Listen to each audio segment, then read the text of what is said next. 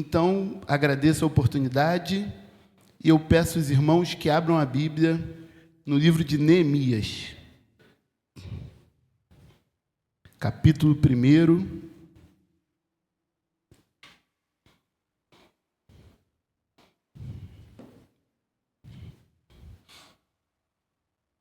Amém? Puderem ficar de pé, por favor, para a gente ler. Antes da leitura, eu queria fazer uma pergunta, trazer uma reflexão. Qual tipo de cristão Deus quer usar nos dias atuais? Qual tipo de jovem Deus quer usar nos dias atuais? Pensem nisso, que lá no final a gente vai voltar. Amém?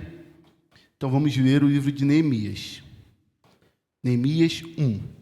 Palavras de Neemias, filho de Acalias, no mês de Quisleu, no 20º ano, quando eu estava na cidade de Suzã. Veio Anani, um dos meus irmãos, com alguns homens de Judá. Então lhe perguntei a respeito dos judeus que lhe escaparam e que sobreviveram ao exílio, e a respeito de Jerusalém. E eles me responderam: os restantes, os que sobreviveram ao exílio e se encontram lá na província, estão em grande miséria e humilhação. As muralhas de Jerusalém continuam em ruínas e os seus portões foram destruídos pelo fogo. Quando ouvi estas palavras, eu me sentei, chorei, lamentei por alguns dias, fiquei jejuando e orando diante de Deus dos céus. Eu disse: Ah, Senhor dos céus, Deus grande e temível, que guarda a aliança e a misericórdia para com aqueles que te amam e guardam os teus mandamentos. Estejam atentos os teus ouvidos e os teus olhos abertos para que atendas à oração do teu servo, que hoje faço diante de ti, dia e noite, pelos filhos de Israel, teus servos. Faço confissão dos pecados dos filhos de Israel, os quais temos cometido contra ti. Eu e a casa de meu pai pecamos. Temos procedido de forma totalmente corrupta contra ti e não guardamos os mandamentos, nem os estatutos, nem os juízos que ordenaste a Moisés, teu servo. Lembra-te da palavra que ordenaste a Moisés, teu servo, dizendo: se vocês forem infiéis, eu os espalharei entre os povos. Mas se vocês se converterem a mim e guardarem os meus mandamentos e os cumprirem, então, ainda que os seus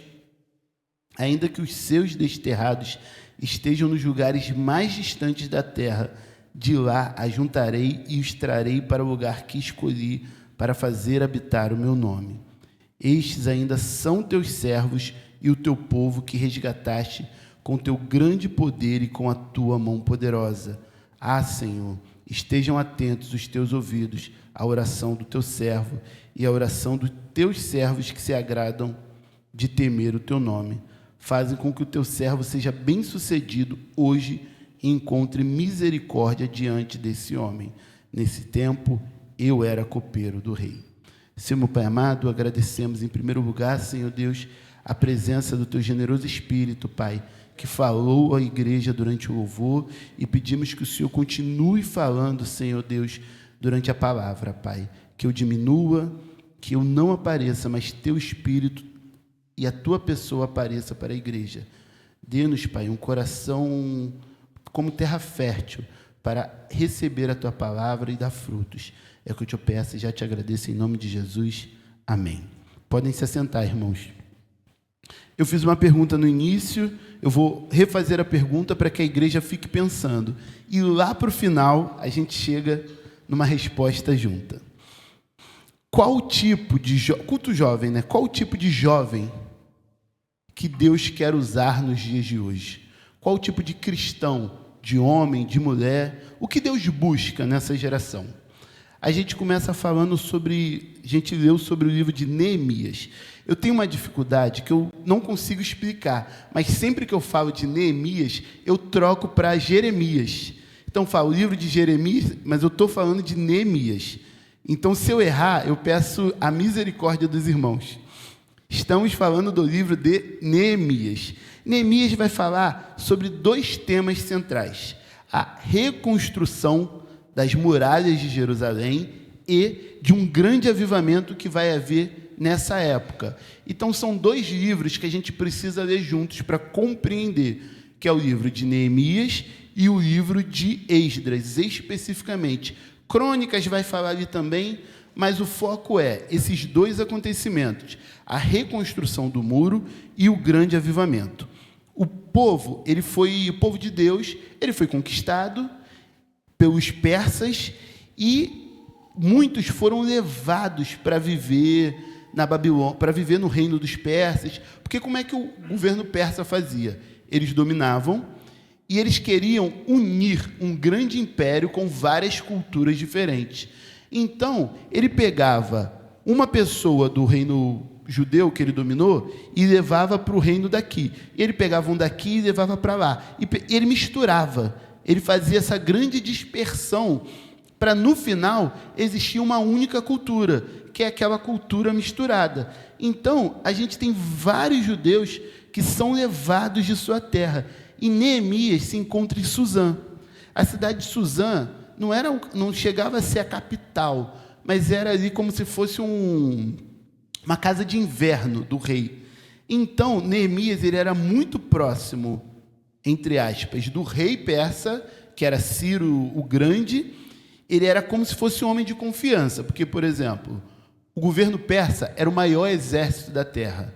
Como você vai conseguir matar Ciro? Você tem que ter um exército maior do que ele, ou basta você conhecer uma pessoa próxima a ele. Então, a gente pode dizer que Neemias tem ali um papel de confiança, porque a Bíblia relata que ele era copeiro do rei. Então, se ele quisesse envenenar o rei, se alguém quisesse matar, atacar o rei, Neemias seria a melhor ponte. E aí nós temos esse personagem. Vamos voltar a falar de Neemias, mas eu queria fazer um parêntese para entender a situação.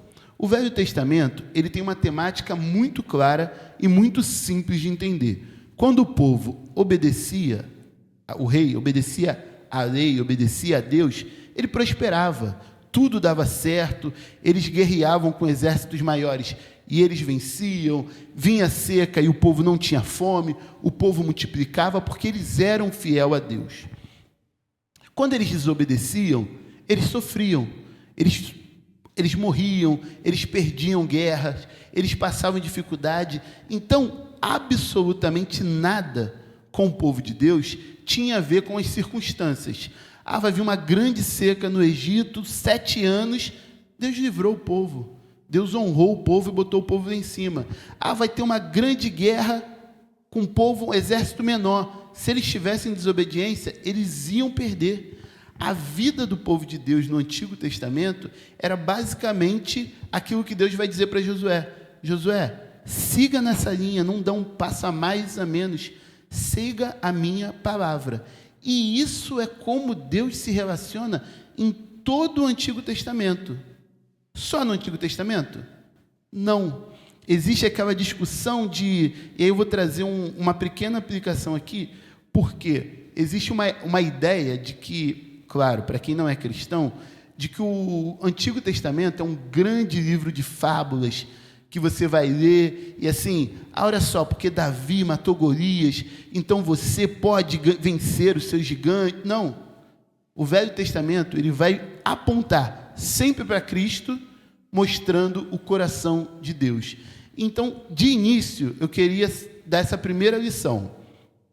A nossa vida, isso pegando uma leitura de todo o Antigo Testamento, a nossa vida, prosperar, dar certo, dar errado, vencer, não vencer, é intimamente ligada a como obedecemos a palavra de Deus.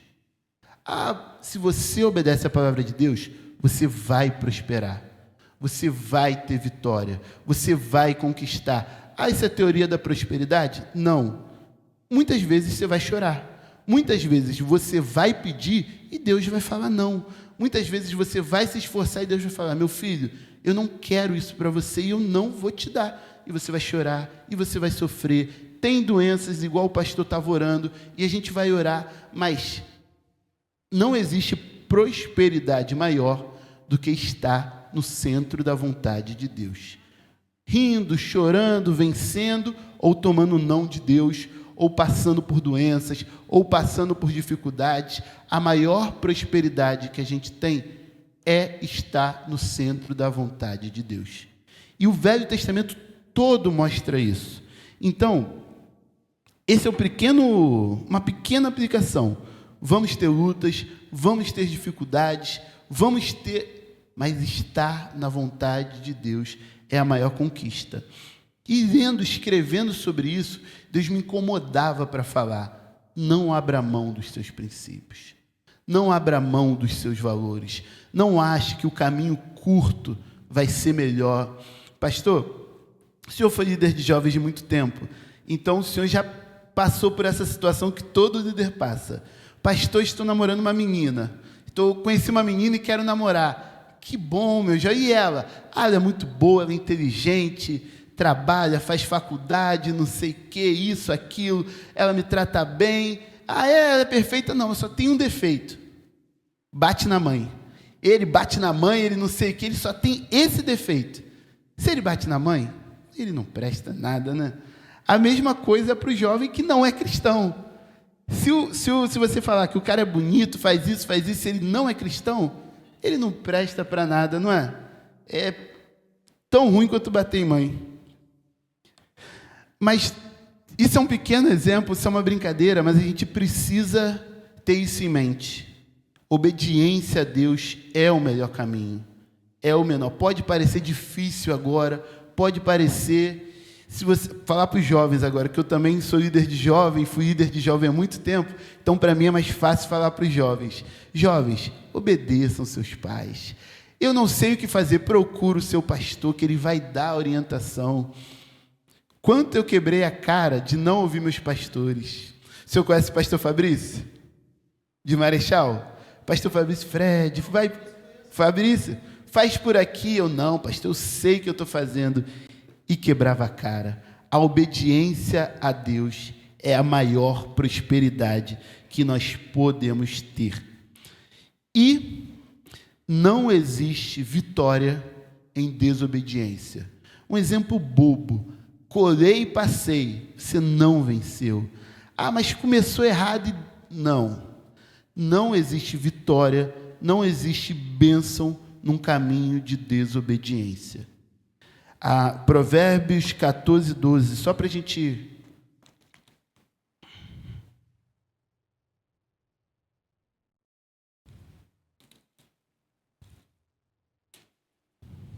Isso vale para a igreja toda, mas para o jovem é muito forte, que o jovem ele está naquele momento de decisão, no momento de...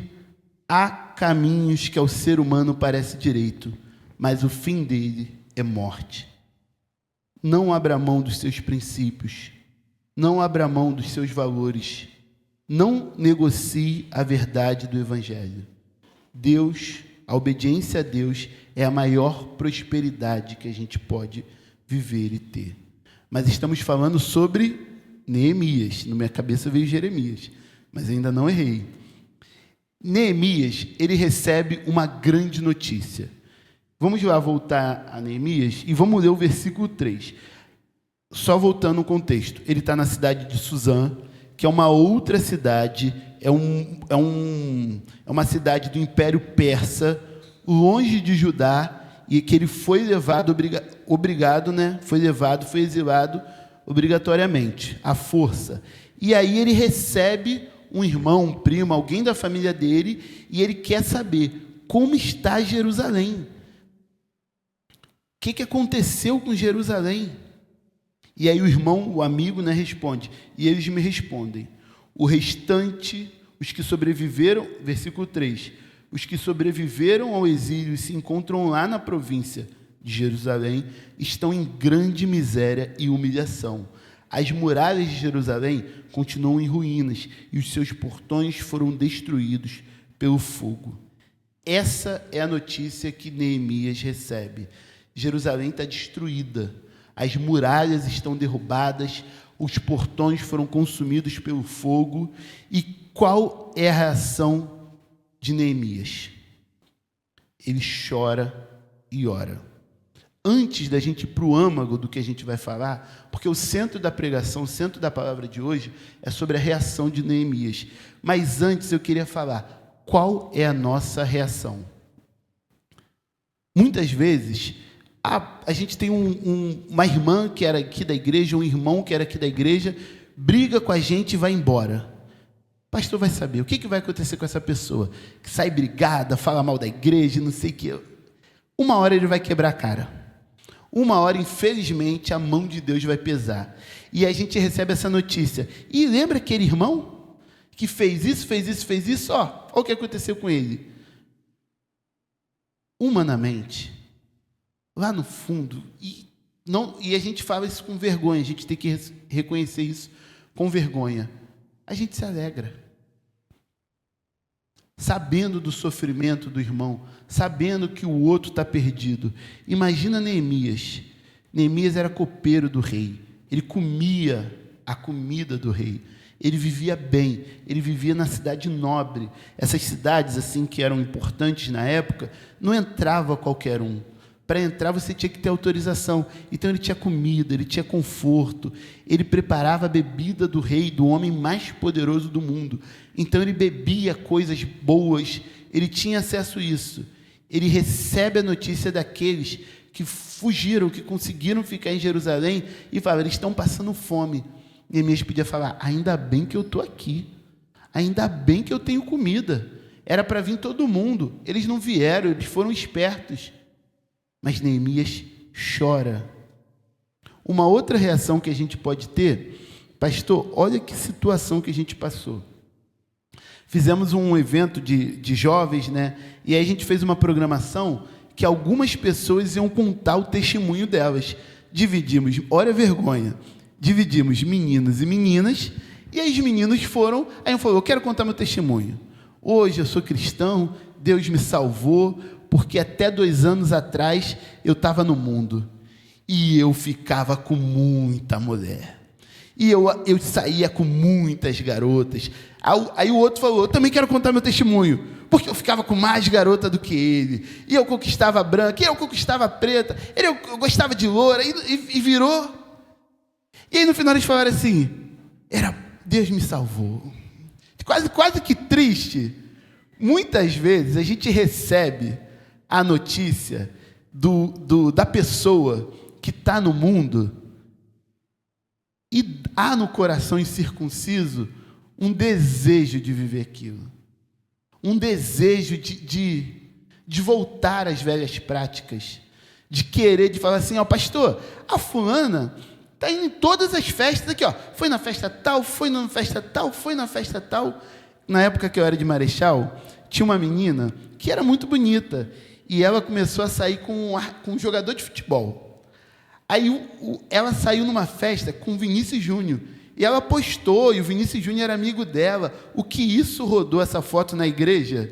De assim, olha só, ela não quer saber nada de Deus, está com o Vinícius Júnior, não quer saber nada de Deus, porque na realidade tinha gente que de fato se preocupou com a vida dela, mas tinha gente que queria estar com o Vinícius Júnior também. Tinha gente que queria, e a gente recebe essas notícias e não age como Jeremias. Qual é a reação de Jeremias? Eu vou pedir que os irmãos abram a Bíblia e leiam comigo. Está no capítulo 1, versículo 4. Me respondam. Qual? Eu falei Jeremias? Minha esposa me corrigiu aqui num olhar. Perdão, irmãos. É Neemias, a gente combinou. Perdão, eu peço misericórdia dos irmãos. Qual é a primeira reação? Está no versículo 4 de Neemias, quando ele recebe a notícia da situação de Jerusalém. Qual é a primeira coisa que ele faz? A primeira coisa, ele senta. Neemias, a primeira coisa que ele faz é sentar. E aí, ele chora, ele lamenta, ele jejua e ele ora. Por que Jeremias chora?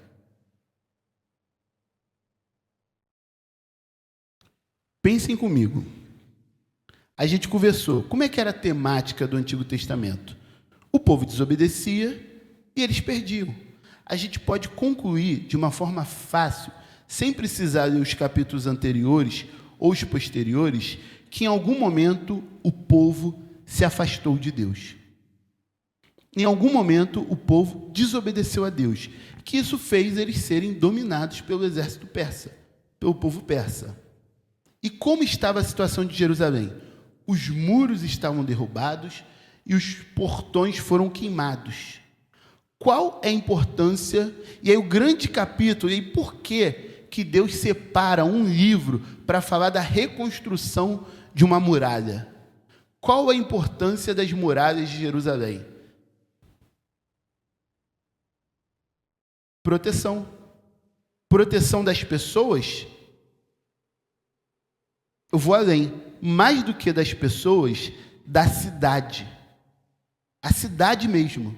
A cidade de Jerusalém. Se você não tem muralhas, você não tem uma cidade. A pessoa entra e sai e faz o que quer. E ele fala, os muros estão derrubados, os portões estão queimados. Então, a longo tempo, não existiria mais Jerusalém. Porque se eu não tenho muros e as pessoas estão com fome, o que vai acontecer? Vão entrar, vão roubar, vão entrar, vão quebrar, vão entrar, vão roubar. E Jerusalém, em algum tempo, ela deixaria de existir. Não existiria mais a cidade de Jerusalém. Amém? E o que tem que acontecer em Jerusalém? A vida do Messias. O Messias andaria por Jerusalém. O Messias faria milagres em Jerusalém. Eu acho que se pastor Tartaruga vai poder falar melhor, se ficar dúvida, perguntem ao pastor. É Lucas, que a segunda parte do capítulo de Lucas, do livro de Lucas, é toda a caminhada de Jesus para Jerusalém, onde ele vai entrar como Messias, coroado pelo povo. E todo o livro de Lucas ele é dividido nisso.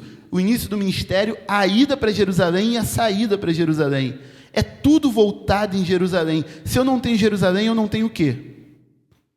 Cumprimento das Escrituras. Então, quando Jeremias chora, ele não chora por causa de uma cidade. Ele chora falando, olha só, meu Deus, os meus pecados, os pecados do meu pai, os pecados do meu povo, vão fazer o mundo todo ser condenado. Vai fazer o mundo todo ser condenado. Porque se não tem Jerusalém, não tem a vinda do Messias, não tem o Cristo, não há salvação. Porque se não existe a cidade de Jerusalém, a cidade de Davi, não vai haver o Messias, porque as profecias aconteceriam lá, e ele chora falando, Senhor, nos perdoa, por causa do nosso erro, por causa da nossa falha, por causa de mim, dos meus irmãos, dos meus pais, o mundo todo será condenado, porque o Messias não virá. Olha o tamanho do erro, olha o tamanho do desespero de Neemias. Neemias conhecia, porque quando ele vai falar, quando ele vai orar, ele não ora da boca para fora, ele não fala o que ele sente, ele fala sobre as promessas de Deus. Vamos aqui, versículo 8, versículo 7. Temos procedido de forma totalmente corrupta contra ti e não guardamos os teus mandamentos e estatutos. Neemias conhecia os mandamentos e estatutos. Nem os juízos ordenaste ao seu servo Moisés.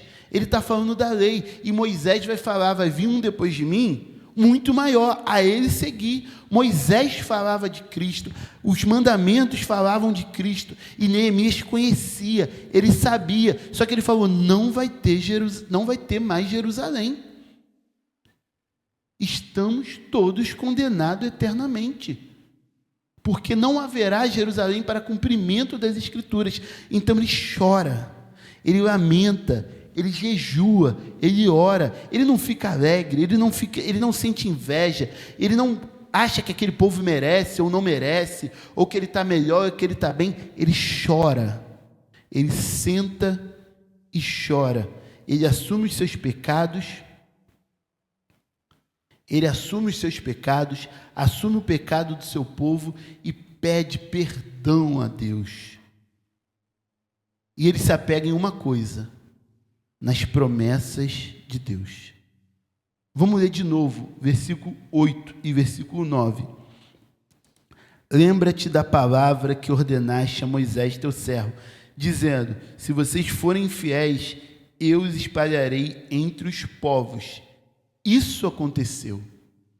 Eles foram infiéis. E viu como é que é? Em Moisés, Deus já falou como é que seria o Império Persa, que dividiria, espalharia entre os povos. E ele está falando, ele está reconhecendo que eles estão vivendo isso, mas sempre tem o renovo de Deus. Tem a condenação, tem o juízo, mas sempre há uma promessa de Deus. Mas, se vocês se converterem a mim, e guardarem os meus mandamentos e os cumprirem, então, ainda que seus desterrados estejam nos lugares mais distantes da terra, de lá os ajuntarei e os trarei para o lugar que escolhi para fazer habitar o meu nome. E Neemias se apega a isso. E ele pede: Senhor, nos resgate, nos traga para a sua terra novamente. E eu vou fazer uma outra aplicação desse texto aqui. No versículo 9, ele vai falar: ainda que os seus desterrados estejam nos lugares mais distantes da terra. Literalmente, esse texto está falando sobre localização geográfica. Ainda que estejam, porque a fé judaica, a fé hebreia do Antigo Testamento é muito associado à terra. A terra que Deus deu para Abraão, a promessa. A terra é uma representação de todas as promessas feitas para Abraão. Então, essa resposta aqui, o texto literalmente está falando sobre distância geográfica, porque Neemias estava muito longe de Judá. Essas pessoas foram espalhadas para muito longe de Judá. O Império Persa era algo enorme, era algo assim, ainda mais na época que não tinha carro, não tinha... Imagina a distância que era de um lugar para o outro. Mas isso aqui não fala só de distância geográfica. Tem pessoas, e se você se sentiu assim alguma vez na vida, que fala: eu estou muito distante de Deus, eu já pequei demais, eu fiz coisas terríveis e não tem mais escapatória para mim, não tem mais como eu voltar, porque eu estou muito longe, eu fiz isso, eu fiz aquilo. Olha a resposta, olha o que Deus fala para Moisés: ainda que os seus desterrados estejam nos lugares mais distantes da terra, quem nos afastará do amor de Deus? O salmista vai falar: se eu subo, o Senhor está lá. Se eu desço, o Senhor está lá. Não importa o que você fez, ou como você se sente, ou a culpa que o inimigo, que o diabo, inimigo das nossas almas, quer te dar, quer botar em cima de você. Se você fizer isso aqui, se você se converter e guardar os mandamentos e os cumprir, Deus te resgata e trará você para o lugar que Ele te escolheu. E aqui, é no centro da vontade de Deus. É obedecendo a palavra de Deus. É vivendo a palavra de Deus. Não há distância, não há pecado, não há culpa. Ah, mas eu fiz algo terrível. Deus já pagou esse pecado. Deus já pagou os seus pecados. Amém? Como o irmão cantou no louvor, você foi resgatado, comprado por Cristo. O sangue dele foi vertido pelos seus pecados. O preço foi muito alto, mas já foi pago. E a gente volta para Neemias. O final da história, os irmãos já devem conhecer. As muralhas foram reconstruídas.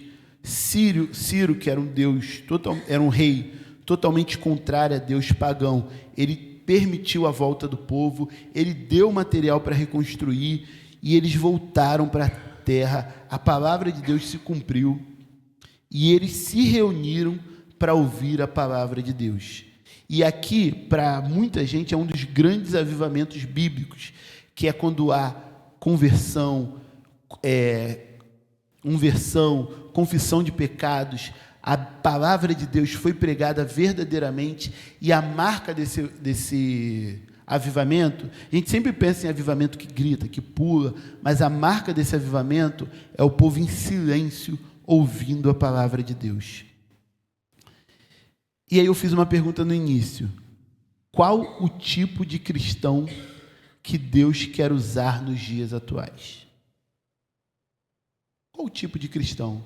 E durante muito tempo eu me fiz essa pergunta, e estudando esse texto de Neemias, Deus me deu uma resposta. E é muito complicado, porque esse ano vai ser um ano efervescente. É um ano de Copa, que já gera muito...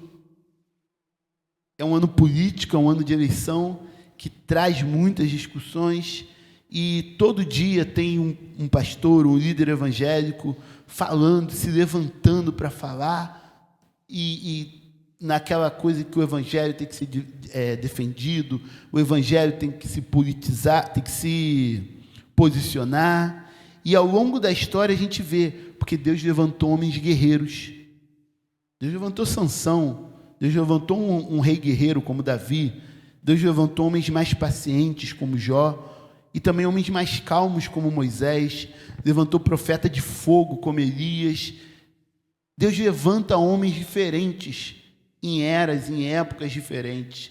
Talvez um homem paciente como Moisés não seria capaz, um homem manso como Moisés, não seria capaz de liderar o povo como Josué liderou, porque Josué era um líder guerreiro, e aí teve um tempo que Deus não falava, e Deus levanta Samuel, que é sensível à voz de Deus. Qual tipo de homem, de mulher, de jovem, que Deus quer levantar nessa geração? Que Deus quer usar nessa geração? E o texto de Neemias, que foi escrito há milhares de anos atrás, para mim é muito claro. Essa geração, enquanto muitos querem ser levantados, Deus quer homens que sentem, que chorem, que jejuem e que orem. O chamado dessa geração é para que nós oremos, para que nós choremos pelo pecado dos nossos antecessores, da nossa geração, porque muito se fala, muitos se levantam. Existem alguns que se apresentam como guerreiros, porque eu vou lutar.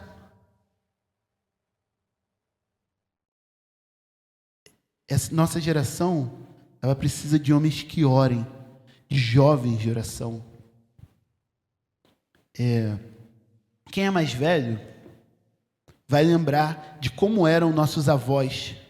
Quem é de lar cristão, como era aquele momento de oração, aquele fervor, aquela coisa. Eu tenho testemunhos na família assim, de coisas incríveis que Deus fez.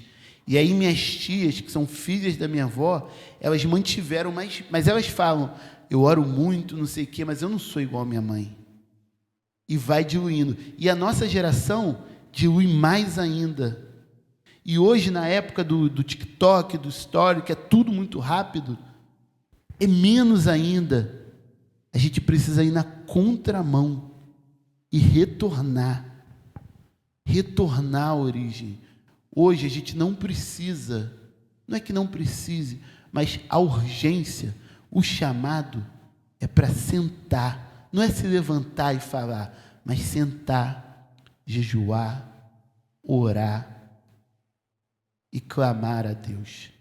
Neemias nunca conseguiria derrotar Ciro, se livrar na força. Igual Esther, que é uma outra geração, que é uma outra necessidade. Também é um povo que vive peregrino numa terra que é minoria, que também não tinha força contra o mundo. Mas ela orou, ela jejuou, não só ela, aquele povo jejuou e Deus agiu. talvez os grandes desafios da nossa geração, o mundo é muito pecaminoso hoje em dia. Sempre foi, né? Mas hoje parece que é mais. Tem lugares que a gente não pode entrar, porque o tráfico, a milícia, o crime organizado tomou conta da nossa cidade, do nosso estado. No trabalho, a corrupção, nos órgãos públicos, até nos órgãos privados, tudo a gente tem que desconfiar, tudo a gente tem que ficar com o pé atrás. Hoje, até o futebol, o esquema de apostas, e tudo vai, porque é o que Deus fala, o mundo jaz do maligno, e as coisas estão sendo tomadas, e a gente não tem força contra isso, mas a gente pode orar, e Deus pode mudar a nossa cidade, Deus pode mudar o nosso estado, Deus pode mudar o nosso país, Deus pode mudar o mundo, mas também pode mudar a nossa família, pode mudar os nossos filhos, nossos irmãos, maridos, esposas. É a época de orar. E aí, para o jovem, eu vou botar um desafio específico, vale para a igreja toda, mas é específico para o jovem. Deus tem chamado para sentar e orar, clamar, jejuar.